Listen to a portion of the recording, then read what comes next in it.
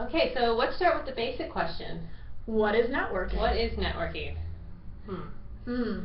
Well, I think networking, to begin with, is just kind of identifying all the people that you know in the industry that you want to be part of, and people that might know people in the industry that you want to be part of. So you're saying kind of like networking starts with something a bunch of people have in common? I think so. So like a shared interest? A shared interest and a shared place. Okay.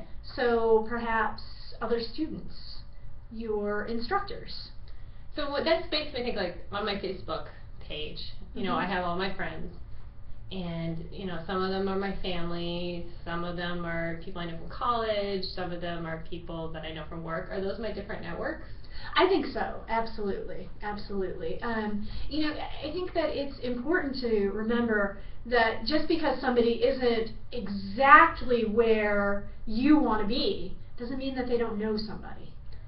So reaching out to all kinds of people that you know, I think, is a great way to find those connections.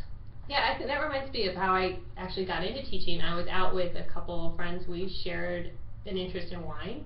Okay. And we were out at this one place that was having a wine, and one of the guys there mentioned that he was an instructor and taught art history. Oh, okay. And really neat. So my connection was this network of people who just enjoyed wine, and then through that I met someone who was teaching, and I was thinking about getting into teaching. Right, so right. Did I create a network Absolutely, when I first met him? Absolutely. And talking about common interests, and then, you know, kind of how did you do what you did? Yeah. You know, so you see somebody who's in a job, you know, be it a personal trainer or somebody who's a medical coder. Well, how did they get where they are? And by talking to them, then you can fill in the blanks for how you get to what you want to do.